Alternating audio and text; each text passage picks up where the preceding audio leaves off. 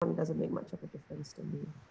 I think a lot of people talk about relationships in this time, and that's why we decided on today's topic. Yep. So today's topic, I mean, we went through a lot of permutations actually to decide how to title it, because a lot of what I wanted to title it like, why are you still unhappy or unhappy? I mean, it is pretty strong, but I feel like because relationships make up so much a big part of our happiness, that it is really quite devastating when you're in a relationship that is not empowering or loving or makes you feel loved. It can be really, really quite upsetting. Right. So then, I mean, we decided to ask because the big question is your relationship bad for you? And I think when we started talking about this, Stephan and I, we definitely talked about it in the sense of a romantic relationship. But this could also, even as we talk about it, you could think about this in terms of like your relationship with your parents or with your siblings or with a close friend. I mean, obviously it's someone close. If not, it wouldn't really affect you. So yeah, even though we're talking about it for just for convenience sakes, in terms of your romantic relationship, please do consider it all the relationships in your life and Yep. see if your relationship is bad for you or not. Okay, let's get into it. So Stefan Liu is the founder of the School of Positive Psychology, and so he is like the positive psychology expert in this case. I'm still studying. Well, I'm actually finishing my studies quite soon. Congratulations. Yeah, so I am finishing. But then I think this is a topic close to my heart that I thought would be great to talk about. Also because I have myself been in relationships that were not great, or actually, to put it quite bluntly, were quite bad for me. Right. So um, I think Stefan also mentioned that he wanted to talk about relationship abuse, like physical abuse. I think just for the sake of this talk, we can do that in another talk, but just for this talk, we'll talk about emotional abuse. Because I think it's same, but it's different. Yeah. And in this case, is your relationship bad for you? Because it's a bit harder to spot emotional abuse. Physical abuse, unfortunately, it's quite obvious, like you have bruises and scratches and gashes. Right. So I think, Stefan, maybe you can bring us through what are some of the effects of emotional abuse. Well, when I talk about abuse, it's such a big topic, right? So before we talk about the effects of emotional abuse, I would just want to say that the two layers of abuse, emotional abuse. The first one is a more obvious one that you can pin down to a behavior, pin down to the action, whereas another one that is much more insidious, which is much more you can't really pay attention to it, but you know that it is happening, or you suspect that that is happening, right? So the effects of emotional abuse, they may not be limited to what I'm going to share next, but these are Yep. some of the warning signs or what are the effects of it. The first one would be loss of personal freedom. That is one of the indicators. And maybe their personal boundaries has been always overstepped, the personal boundaries. And they feel that the effects also would be, they feel that they are on an emotional roller coaster ride, a lot of highs and a lot of lows. Highs could be a lot of happiness, they experience joy or love. Then immediately there will be a dip of anger, confusion, uncertainty, or sadness. Yeah, so it's a lot of highs and lows. And they may constantly feel stuck in a position in a relationship. Or maybe that some of them may have illusion that they are very happy. They are reminding themselves that they are happy, or they think that they want to be happy, but deep down inside they feel this distaste of unhappiness. Yeah. Another effect of emotional abuse is that they may bring out the worst of each other. They trigger each other. In terms of their attitudes towards each other, they undermine each other, or even, So these are the parts of the effects of emotional abuse. I mean, I definitely feel like it's relatable to one relationship that I have been in where I definitely felt the loss of freedom. For example, like my this previous partner didn't like me keeping in contact with certain friends. One of whom is a childhood friend, a guy that I grew up with. You know, we've been friends for so many years, and in fact, this guy actually at that point was going out with one of my good friends. So we are really just platonic friends, but he had a lot of issue with this guy. So I felt like I couldn't see him without angering my partner then, and I guess that's one of the feelings that I got. Like I was like, I mean, to me, it's like really very innocuous when I met up with this friend. We're just, we mostly do sports or just do fun stuff, but yeah, that partner didn't really, he wouldn't have any of it lah. So I think it's good that you bring us through. Maybe you can bring us through some signs of an abusive relationship, because from what I understand, um, that abusive relationship can run a whole gamut of like something as innocuous as like say silent treatment Yeah. to, well, I mean, if we're going to talk about all the way to like physical abuse to being like slapped across the face, right? That's all abuse. Yeah. But let's talk about maybe more covert emotional abuse for this session, because we are trying to answer the question like, is your relationship bad for you? So Okay. maybe you can bring us through like a list. It obviously will not be a conclusive list, but just a list of some things that to look out for, so that if we're experiencing these in our relationship, we can like basically see a red flag and decide whether we are in an abusive relationship or not. Yeah. When you talk about the word red flag, it immediately stood out to me because when the person is in an emotional abusive relationship, red flags and any yellow or orange flags are also indicative. Yeah, so this is the Okay. first part. Also, you don't have to wait like for a red flag, like even an orange. Okay. Yeah, we'll go a bit deeper into that. And when we talk about the signs of emotional abuse, there are so many, as what you have said, is we are unable to cover all. Because there are more than 50, 60 over of them, but today we just cover a little bit for awareness. Yeah. Number one will be having arguments, but having extended arguments. Okay, the arguments Okay. keep coming back and they are extended. And the other one would be having a lot of emotional threats. It could be indirect or direct threats. It could be also digital stalking, like the abuser will stalk one of the signs of digital stalking, they will stalk what you're doing online, who are you talking to, what do you post. And then the other one would be humiliation. Humiliation is much more common, and this humiliation can come in the form of contempt or sarcasm, like saying something bad about, if let's say I'm going to use the context of you and me. So let's say that I'm the abuser, I'll put you down by being sarcastic about your friends, about what you have done, or can say contempt about other people or friends that you hang out with or your family members. And fault finding is also another big one. Of course, the more extreme emotional abuse could be exhibited with violence or acts of violence, not necessarily causing physical damage, but psychological damage, like sudden rage or from sudden rage, or suddenly they can just walk out of a chat, of a talk, Yeah. to leave you hanging, not sure what you have done. So there's a lot of So even if they don't like physically hit you, you're saying like if let's say they like show some sort of violence in terms of maybe they take a vase and they throw it against a wall yeah. and it doesn't hurt you at all, but it's scary, right? Like honestly, I find that quite scary, like to be in a room if someone did that.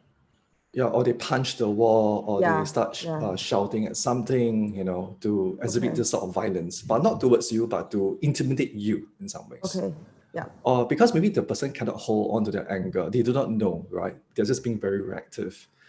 And at the same time, lying is one of the most common ones, lying and manipulation. So an extreme jealousy also, extreme jealousy and hypersensitivity. Yeah.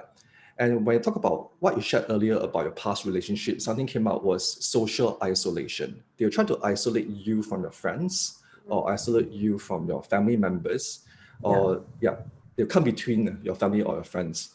And Yeah, I another, remember one fight where like I think I wanted to leave and then like he actually like blocked the door and said no, you, because I was obviously gonna run to go to my mom's, and then he was like, no, you're not going. And yes, yeah, so I think that yes. was to me like a real red flag. That was the first red flag that I was like, whoa, that's quite hardcore. Do not let me go and go to my mom's. Yeah, that's under control and dominance. And that is a big, big indicator. And the others will be followed up by manipulation, lying, and control. Sometimes they may even say things like, well, no, I didn't just think about you this way. Everybody else think about you this way. So they'll quote everybody else. Yeah. Assuming that he or she has spoken to everyone. Yeah. And at the same Can you time, give an they example of something that they might say in this context? Like something bad, I suppose, right? So there's one of those things that they do is called character assassination. So they either assassinate your character, you as a person, or your close one. So may say things like indirectly to you that, you know what, I think that I don't know why every time you do this, you just don't get it right. How many times have I explained to you already? You know, you know. And then at the same time, they will say things like, everyone also think this way, not just me. Okay. This is just a stark example. Yeah. In different forms, it could be. Okay. Yeah. And sometimes in terms of humiliation, they don't only correct, they may humiliate you in front of your friends, like very subtly, like, why are you so dumb? Why are you so slow? Why you always forget? Why are you so forgetful? But I still love you. That is a very, Okay. very strong indicative. Yeah. Okay. And there'll be another more obvious one is humiliation. They humiliate you, then you get offended. Then they recover by saying, hey, how come I'm just making a joke? Why do you take it so personally? I was just being humorous. Well, you have no sense of humor. Oh, so they put you down and then they say you have no sense of humor. Exactly. So it Okay. becomes always your fault, you know. Or like, why are you And so sensitive? Is yeah, that why are you so also? sensitive? Exactly. Okay. Extreme. Okay. And of course, maybe I go down to the final three, which is a major ones, which is very obvious, is Okay. guilt tripping. They will always try to elicit guilt. So for example, that if you want to go out to hang out with your friends or your family or whichever, they may say something like, oh, okay, if you go out, then who will take care of the children? Or Okay. if you go out, then I won't, then what about me? Like in different forms of examples. Yep. Yeah, if you go here to do this, then I'll be left all alone. Yeah. The Okay. So PT game, basically right? making you feel really terrible and really guilty. And maybe you just plan to go out for lunch with your friends, but it became like such a big thing. Yeah. So Okay. you always feel guilty, right? Okay. And Someone says, I'm just looking at Instagram live now. yes. Someone says sounds like gaslighting. So I've Hi, heard this Christine. term before. Yes. Yeah, I think gaslighting is slightly different, right? Yeah. So guilt tripping, gaslighting, and love bombing are the major ones. So Okay. this person said correctly, gaslighting. So gaslighting, let's talk about gaslighting first, Okay. is the abuser will make you question about your reality, like things that you have said, and make you question yourself. And it's also it's a part of a confusion technique to distract you, you know. So when Okay. you confront the person, they may say something else totally, or they say things that I didn't say that, I didn't mean that way. I think you remembered wrongly. Or it could be things, so it will always make you doubt yourself, Oh my right? gosh, I've definitely been in this situation. Yeah, when I said something, and to me, it's like I don't have the best memory, but if I remember something, then I'll say like, yeah, no, this really happened. And so this person was like, no, what are you talking about? It never happened. Until I thought I was going crazy. Like I literally thought I was going crazy. So I remember calling my best friend. I was like, I told you this happened, right? And I was really upset about it. She's like, yeah. I said, then how come he's saying that it never happened? That's gaslighting, right? Yes. Great, Jay, thanks for the example. You just said something, it makes me think that I'm going crazy. That is a I really, strong yeah, indicator. I really felt I was going crazy because Yeah. I was like, I mean, I remember like this happened, and then when I asked him about it, he's like, no, it never happened. I was like, huh? Yeah. It was like almost like an outright lie, but I was like, how is it possible that you would outright lie so blatantly about something like that? And I think like um at this time, this is like quite some time ago, I went to Google and I found out gaslighting actually this is a fun fact lah, okay, because this helped me to understand the term a bit better. I found out that it originated from this movie. Shucks, I forgot the name of the movie, but Okay. it's this movie where this guy was trying to get the fortune of this lady, his partner or something, right? His wife, yeah. So he wanted to get her fortune by making her think she was crazy. So what he would do is this is like set like in a long time ago. So at that time they used gas lights. So he would turn the lights down low so that the whole house looks really dim. And then she'll say to him like, "Eh, are our lights working? Like, is it just me or is the house really dim?" And then he would say, "No, it's very bright." And then so she would think she's going crazy. I think so. I think that's what I read about the Yes. movie. And I don't know whether eventually she said she needed to go to an asylum or he put her in an asylum and he got all her money. But it was quite chilling, lah, okay, to think that someone would do that. But then this is kind of like the same, right? Because I remember like my example is you're quarreling with this person about something that I'm quite sure was with him. And I was so upset about it. And then later on when I brought it up, not to quarrel, but just brought it up, he's like, huh? What? No, that never happened. And I was like, huh? And yeah, I felt like I was going crazy. So that's Yeah. gaslighting, right? When you feel like, am I going crazy? Yeah. Okay. It is gaslighting, definitely. It's I think horrible. yeah, it's just part of relationships that we go through, and sometimes many of these people, when they gaslight, they are not aware that they are doing so also. But the one indicator of lying and manipulation for gaslighting is there are two extreme behaviors, right? One is they have very shifty eyes, they will have lose eye contact, and also come Yeah. in the form of like disappointment. Hey, why don't you remember about this? I'm so disappointed. So Yeah. they will like look away. I don't want to talk about it. And the other type is that he will just stare right at you. Don't you remember? This is not what I said. You remember wrongly. And he can say it's such confidence. Yeah. Yeah. I think that's the one that I experienced. I experienced the second one. Because, okay, so one thing about lying is right. Those great liars, they don't look away, they will look at you. It's because Yeah. that they want to know where the lies, is it effective, the lie is effective or not. So they want to look at your micro expressions. So they'll Okay. look at you to see whether there is a lie, a successful one, or they need to come up for a second one to make up for the first one. Yeah. Oh my gosh. Okay. Okay. Yeah. So the three that are the biggest ones, right? We've gone through guilt tripping, gaslighting, and then the last one is Oh, the last one is called love bombing, right? okay. Love bombing, imagine that there's a plane that fly past and it drops love, and then you receive a lot of love, which means that the abuser, so-called, let's say abuser, will display a lot of affection, giving you gifts, praising you, planning future stuff, doing stuff, which is you think that is great because you feel loved and appreciated, Yeah. but it's also suffocating at the same time. Isn't that no? Sorry, just to be provocative, right? Isn't that how guys generally chase girls? Yeah, according to tradition, right? I Yeah. mean, okay, not all guys, but I think like I'm going back to this same person that I'm actually talking about that I think was gaslighting me. He Yeah. also used to do stuff like that, which I guess now I know is love bombing, where it's like it's quite I guess the chasing was at another level lah, right? Yeah. Right? Yeah. Like really like bomb. I mean, it feels nice when that's happening, Yeah. but But the why effects is of it love bad? bomb, yeah, the why is it bad? Because love bombing is just the first part. You receive the bomb, you feel good, you feel appreciated, you feel so Yeah. loved, and you will start to think that, oh, this person is such a wonderful person. I'm the luckiest person on earth. I've never received such a treatment before. Yeah. But when we go back to the emotional roller coaster, right? It is during the high time. Once it Yeah. goes down, this person will use this love bomb for us to say that, I've done all these things for you. Why don't you appreciate me? Ah, okay, okay. They So will it's start like to they're keeping score. keeping score, counting tab. So Okay. it has become very conditional. And then you start to feel guilty. Yeah, this person really is really good for me, right? Because he's done all this stuff for me, or she's done all this stuff for me. There's no reason to me to find him or her being a bad person. So I must be wrong. So this love bombing is a very important or technique in manipulation. Yeah, for love Okay. bombing. Okay, so I hear you, and like Yeah. I think I get the like these are some of the I guess the signs of an abusive relationship.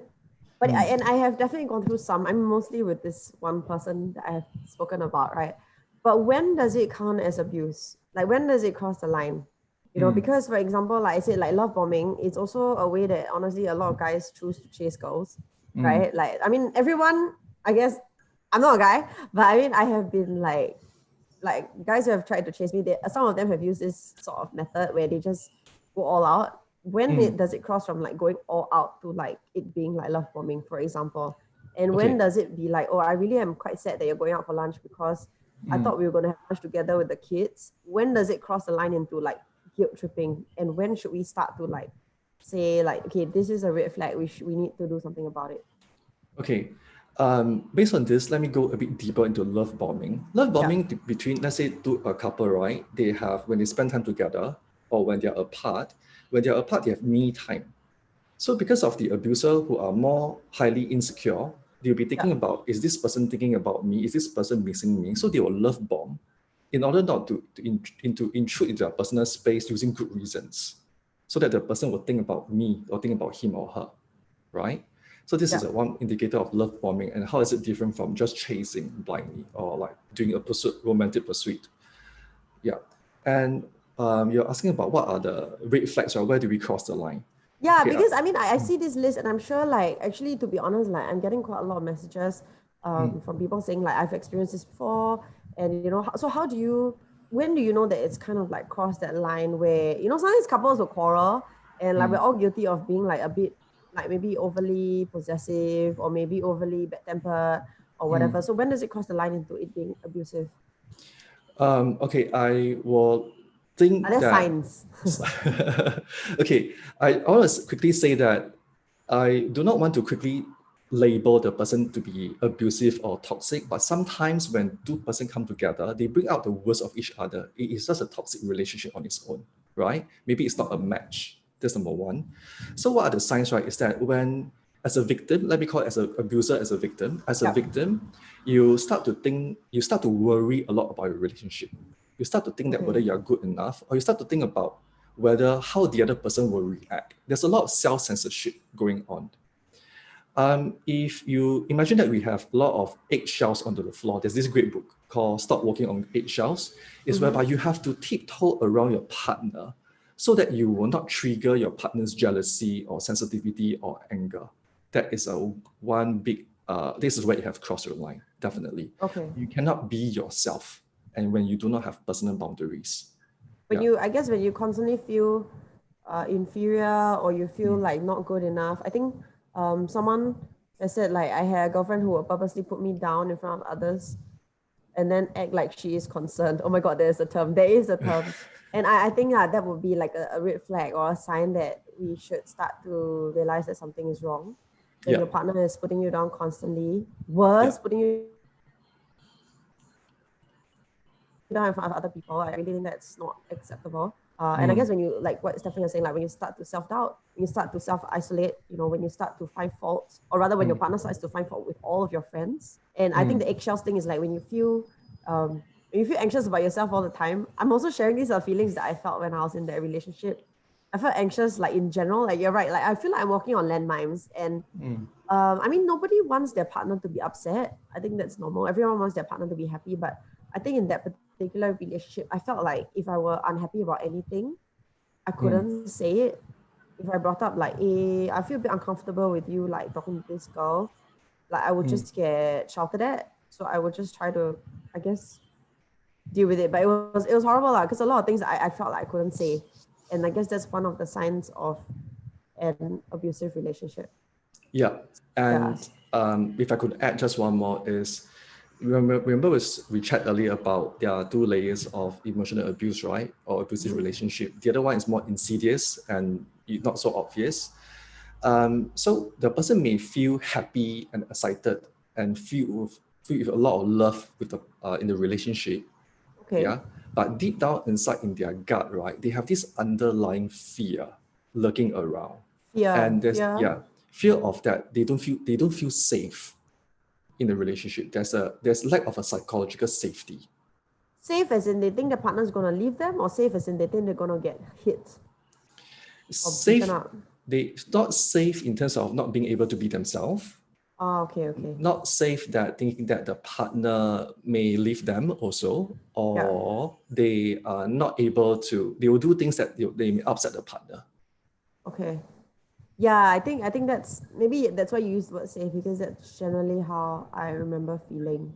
Like, I couldn't bring things up because I'm a very direct person. So if I'm unhappy or upset with something, I would usually like be able to say it. And I think in that particular relationship, I felt like I couldn't say a lot of things, you know, because after that he would like get angry, and to me it's like, wow. Then I say already that I'm upset already. Then in the end I get upset and shouted at. Like there's no point. Yeah, Right? I think the next question that we're getting, yeah. hi Liu Ying, by the way. And Hello, she's hello. she's asking how to help family and friends get out of such a relationship. You know, I think that's the biggest question. Like I feel like for myself, I eventually got out only, I mean, there were all these signs, like what we're talking about, which is why today's topic was chosen, because I feel like sometimes we don't realize that we're going through it. Like Yeah, emotionally, I was going through all this, but I was like, you know, I think I can tahan until like, I think one night when I went out with my friends and he was very unhappy about it, then he like took me by the shoulders and he shook me, he shouted at my face, and because it was almost it kind of crossed over into the physical. Like he didn't hit me, but it was like quite physically violent. I feel like unnecessarily so. And then I was like, okay, there is a problem, right? And Liu, you're right. Sometimes you're so blinded. So I mean, yeah, I think up to that point I was still blinded, but I was so scared of getting hit yeah, that I managed to leave. But I think not everybody has that sort of, I consider myself lucky because sometimes maybe you just get hit first, or worse, there is no physical violence, and then you just wonder why you're unhappy all the time. Because I Yeah. think at that period, I just asked myself, why am I unhappy all the time? Which was Mm. also like one of the reasons. I mean, I wanted to title this talk like, "Why are you always unhappy?" Because I feel like if you're in a bad or toxic relationship, you will generally feel quite unhappy all the time. Like even there'll be some good times, but more often than not, you feel like you're unsafe, or you feel upset, or you just feel unhappy all the time. Right? So the Yeah. question is, yeah, what are some concrete steps that maybe we can do to help Mm. ourselves, and maybe we can share so that if you have a friend or family member who's going through something like that, you can suggest some of these to help them as well. Okay, I think we can talk about helping oneself first before we talk Okay. about helping a friend, right? Yeah. Helping oneself first is number one, to have the awareness and acceptance that this abuse is not your responsibility. Okay. Okay, you don't need to change the other person. You don't need to accept this in your life. This is not yours. Okay. Yeah. Okay, this is very important. Don't take the ownership of this abuse. That is very important. Number one, right? Okay. Number two is if you tend to be a more forgiving, understanding, optimistic individual, you are a target of people who are abusive, Okay. right? Yeah. And when you're much more optimistic, means that you're much more forgiving. You will tend to forget Mm. things. So one good way is write a journal and record any negative quarrels or events that you went through with the person. And when Mm. you're upset and everything, what it could be a conversation, it could be a quarrel, just write everything down and just leave it. Then after a while, revisit them again and see whether is there a certain pattern, recurring pattern. Because people in this relationship, they are not aware. Then after you felt that there might be a pattern, I will highly recommend see a counselor or psychotherapist and bring this journal along and explore them together. Okay. Yeah. Sometimes you need to see a professional help because they are very neutral, right? Mm. And number two, it could be find an objective friend to talk to reach out to. I guess for Objective, people who may not want to spend the money or have the resources for a professional, this could be helpful to find an objective friend to bring all this to. yeah. So when you talk about your friend, right, who is trying to warn you at the point of time, Mm. yeah. So find an objective friend. What do I mean by objective? Because there are also friends that who will love you, but they may be not in the right position to help you. If they say things like, why not you just stay and tolerate the relationship for your children, or Mm. this is just part of your life. Maybe there are other people out there who's even worse than him or her. Yeah. So when these people say things like that, they are not objective. Find an objective friend who are able to guide you in that manner. Okay. So you have some sort of support. And the third would be disengage any sort of fights. Do not be bait into quarrel Mm. because these abusers will always bait you into quarrel or having fights because this is what they thrive in, that negative emotions to feel that they are in control. Because once you get Mm. upset, they love that you get upset. When you get jealous, they get angry, they love it, see, because of them, the cause is them, right? So disengage and create your personal boundaries. Okay. I think this one we can, definitely talk about more. And do Mm-hmm. let us know in the comments if because I always try to tell Stefan we should try to keep this to like 30 minutes. But do let us know if you want to talk about this more because I think what you just said, this last point, is something that resonated as well, like about people feeding off negative energy and their Mm. personality types like narcissists and stuff like that we can talk about a bit more. Yeah. But I think in general, yeah, people who are a bit abusive, they actually like the negative emotion. Like you said, Mm. they thrive on it. It makes them feel alive and makes them feel like they have a hold on you, Yeah. right? So I think that is yeah, pretty important. So I think the first step is maybe you have to keep a thought journal, Yeah. because a lot of times if you're in love, especially, some of you mentioned like, what if you're already blinded? I mean, Mm. in the good times or in the non-quarreling times, you tell yourself it's not that bad. Because I've been there, I know how it feels like, yeah, maybe he's just got a really bad temper. It's not that bad, right? And then you stay. But then if you write it down and you revisit it, then it's a good place to realize that actually it is quite bad. This is happening, and you put the day and time. It's happening like every other day, for example. And then, or Mm. every time you quarrel is this bad. And I think Yeah. also if you have a journal like that, it's good because then you can use that journal as you seek professional help. I think it's mentioned like Liu said you might already be isolated from friends and family by this point, which is true. So maybe at this point, like it is worth taking the time and the money to go and seek professional help. And with a journal, you'll probably move along a bit faster because the therapist can understand what's been going on already. Right? And I think Yeah. after that, hopefully once you have the journal and you've found support in professional help or a friend, you can plan your exit. Yes. Because I think no good honestly can come out of this. And yeah, I myself made a very abrupt exit, because after that night when my ex-partner like shook me and stuff like that, I was very scared. So I actually like you, but mine is really from a place of survival, like don't hit my face, please. Right? I really thought he was going to hit me, but Yeah. I tried not to aggravate it. So I just let him like push me around and shake me, but I didn't retaliate because I think if I had retaliated at that point with his temper, it might have gotten worse. But I just told myself like tomorrow I will leave, and it wasn't easy. It really really wasn't easy, but I had the support of family and friends, and I would have preferred to plan this out properly. So I think what you're saying is kind of good to plan and escape exits, but if you can't, then I would say try to just exit, but make sure you have support around you when you do that. Yeah. I totally agree on this. I like all buildings, right? There's a fire exit, even though they may not be a fire. But in this instance, plan for a exit. Make sure that you contact your family or friends to help you in case you need to shift out. You don't need to execute the plan first, but you make sure you are planning this already. Just in Yeah. case when emergency falls, you go for it. You know that you have somewhere to go. I think knowing that you have somewhere to go is very helpful. Because if you feel like you don't have anywhere to go, then it's even harder to take the step to leave. Yeah.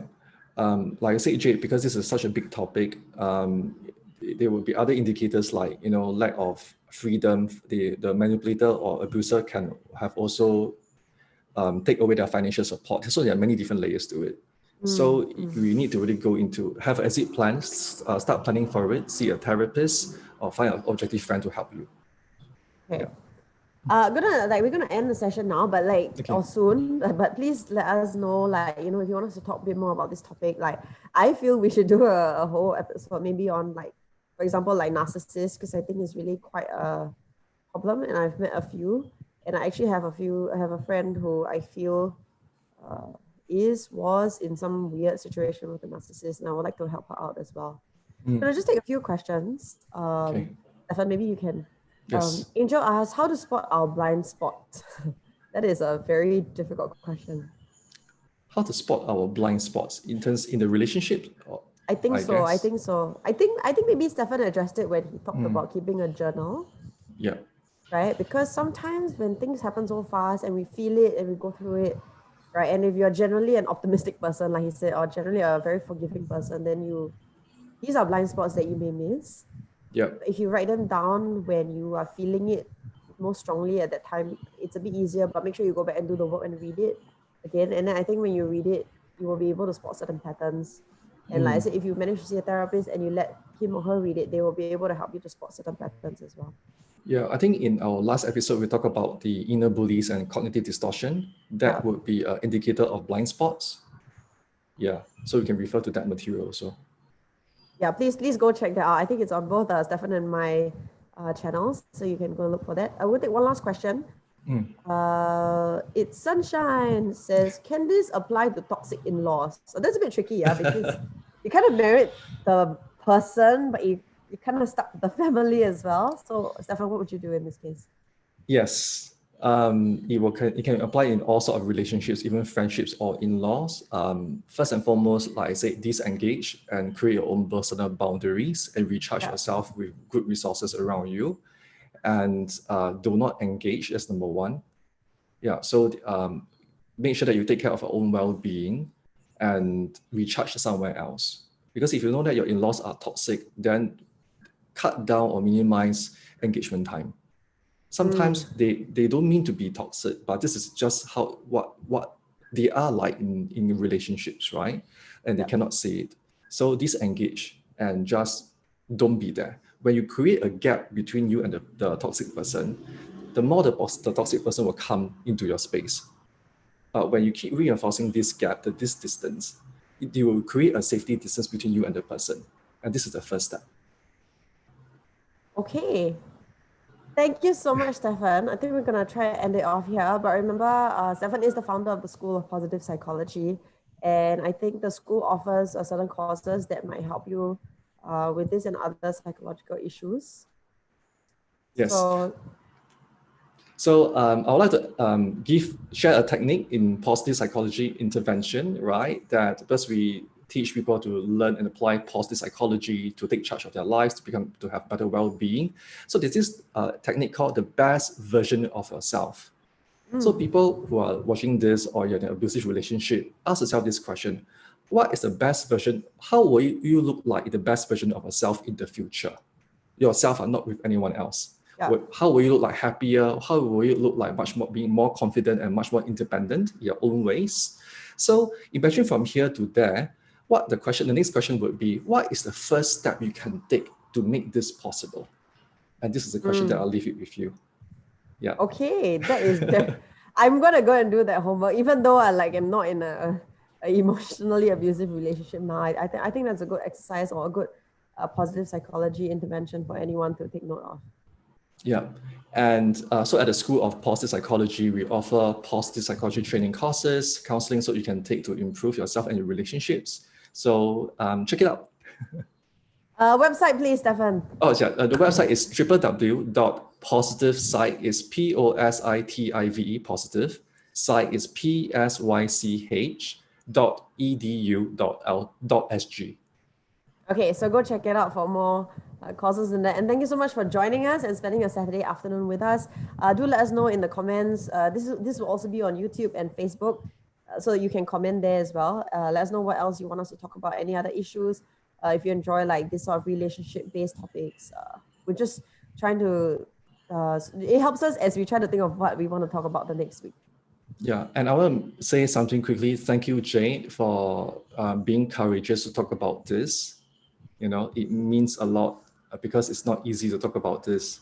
So thank you. I mean, honestly, it's been many years, but yeah, it really took a long time to be able to talk about this. But thank you. Thanks for coming. And I think if we all start talking a bit more, I think the first step is what you say, it's not our fault. Yeah. So I think that took a while to kind of settle in, and hence it makes it less shameful to talk about, because I realize it's not my fault. Yeah, it's not. Okay, thank you so much, Stefan, and thank you everyone else.